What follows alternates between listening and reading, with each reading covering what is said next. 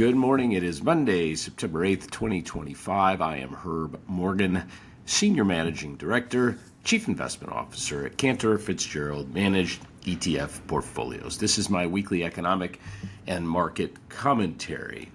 This presentation is prepared by me at Cantor Fitzgerald Investment Advisors.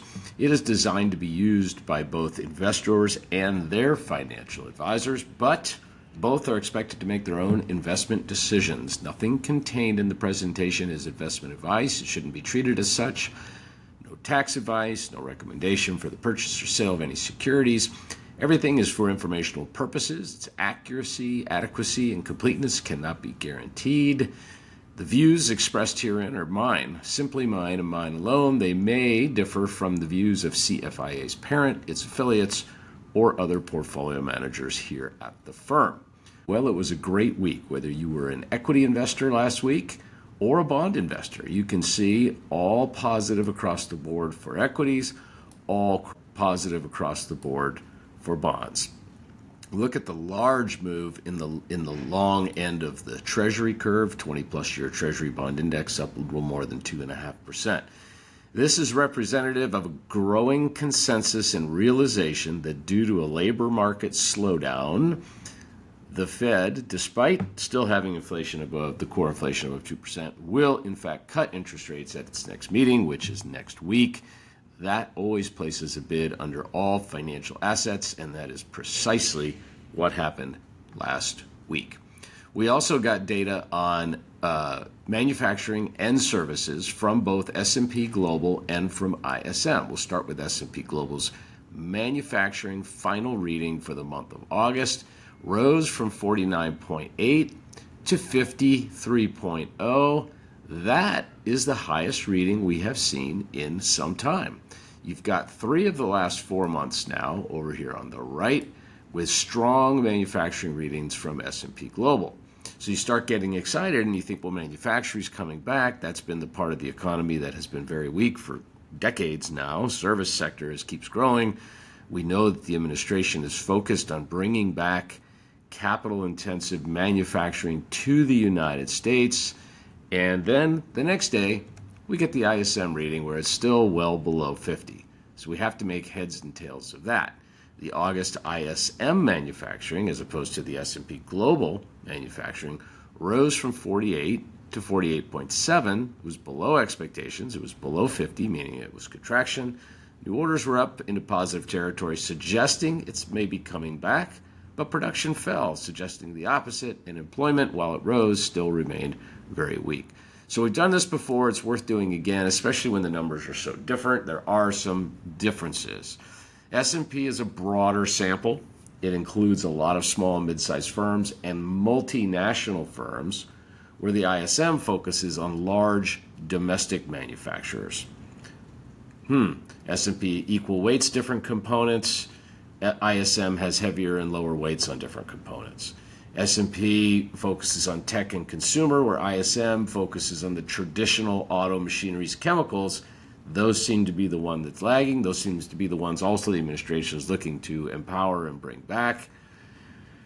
Bottom line, S&P above 50, great.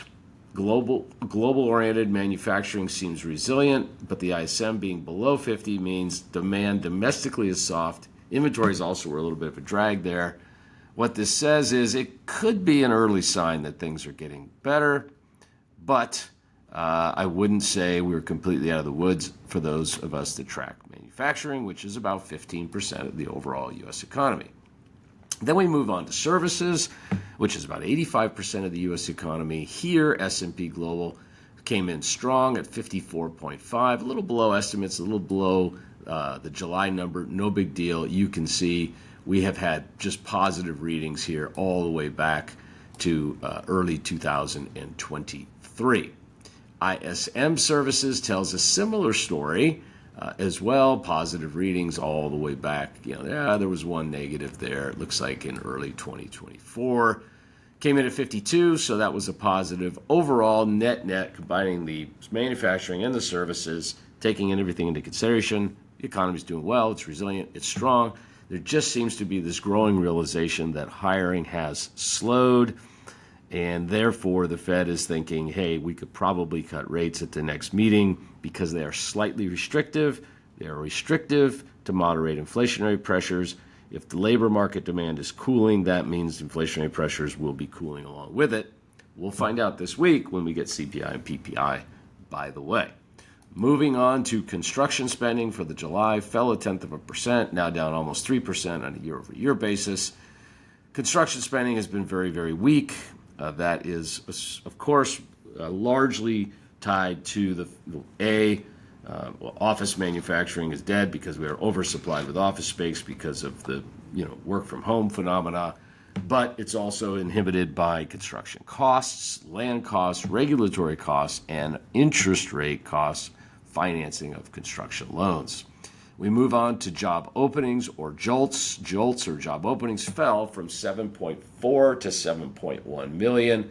While 7.1 million is okay, it's now down in that pre-COVID range and dropping. Another sign that the labor market is weakening. We rose obviously coming out of COVID to that 12 million range. We knew that was unsustainable. But here's what's interesting. The total number of unemployed at 7.4 now exceeds the number of job openings for the first time since March 2021. Without doubt, that is a disinflationary phenomena. When demand for labor openings exceeded unemployed supply, when the demand exceeded the supply, that was absolutely a leading inflationary indicator. The reverse is now the case, so it's absolutely a disinflationary leading indicator. This will be something the Fed argues as it cuts rates next week. Factory orders in July fell 1.3%. That was the estimate after falling 4.8% in June. Backing out transportation, however, up 0.6% on top of a 0.4% gain the prior month. So all is pretty well there. Moving along, automobile sales in August fell to 16.1 million annualized from 16.4 million in July. The trade deficit doesn't really seem to be getting much better. It grew again in July from 59.1 billion to 78.3. Once again, though, they're pointing to transitory phenomena related to firms trying to sort of understand the rules that are constantly changing and shifting around tariffs on a nation-by-nation basis as the administration tries to reset the U.S. position in global trade and bring manufacturing production back to the U.S. and add to the U.S.'s revenue side dealing with the deficit. Exports rose 0.3% as well. Weekly claims for unemployment. Let's get into the gamut of labor reports from last week. We'll start with initial claims. Initial claims rose to 237. I think historically that's a pretty low number. That's fine. Continuing claims fell. That's fine. All of this, anything on this page that's below 270 is good. But if we start breaking out here, which is always possible, if we start breaking out in the next few weeks, getting close to or through 300, that will argue that the Fed rate cuts will even be larger than the 25 basis points we're expecting next week. We got the two national jobs reports last week. Let's start with ADP. They say the private sector added 54,000 jobs in August. That's pretty weak. That follows a 106,000 gain in July. Okay, these numbers are not huge. And so we then look to the next one, which is the BLS, Bureau of Labor Statistics report. And I put this chart this week going back to 2021, so about 4 years. We did add, but we barely squeaked in a gain, 22,000 jobs. The estimate was for 75. You can see here, 1, 2, 3, 4 months of pretty soft adds to the jobs overall in the U.S. economy. The unemployment rate is still very low at 4.3%, and participation increased to 62.3%. So what this really means is the Fed's looking at this, and they are going to say, no doubt, when they meet next week, the labor market has softened, pricing pressure remains high, because it has, unless we get a miracle PPI and CPI this week.